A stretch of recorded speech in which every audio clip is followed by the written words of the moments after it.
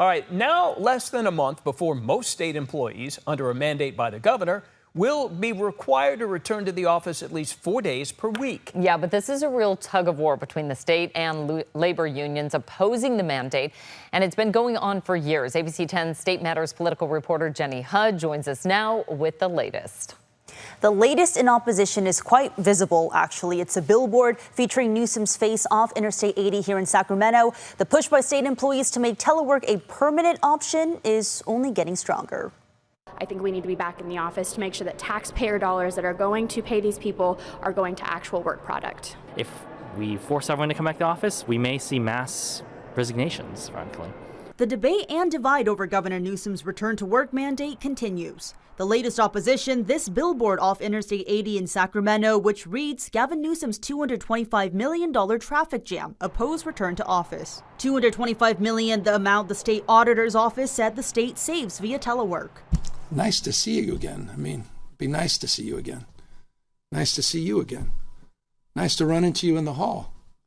Nice to develop a relationship. While I'm empathetic to change, we've been previewing this for years now, and we want to get it done. But Newsom has remained firm, sending a May memo to departments reminding them of the mandate. The mandate was set to kick in last year, but was pushed back to this July. I typically don't agree with the governor, but we agree on this one. I think he's seeing the same productivity issues that I am. The administration has not properly planned for this. Like I said, there's enough parking, there's not enough desk space, not enough computers. Democratic Assemblymember Alex Lee, who's behind a bipartisan bill to make telework a permanent option for state workers, says Newsom's approach is old-fashioned. Powerful state labor unions like SEIU Local 1000 are backing Lee's bill. They've sued the state for unfair labor practices, saying the mandate is a sweeping order despite telework being a negotiable working condition. And another union representing state legal employees filed an environmental lawsuit over increased commutes to work. But this is a pitted battle between state employees and their union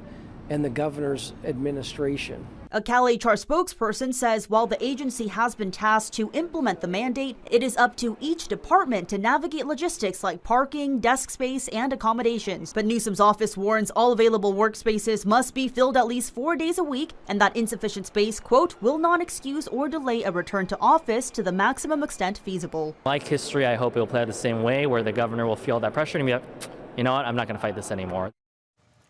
And an emphasis on just how much remains to be figured out. State entities like the Department of Justice and Education, which have their own elected leaders, are not entirely under the governor's authority, so they're not fully bound to the RTO order. Monica?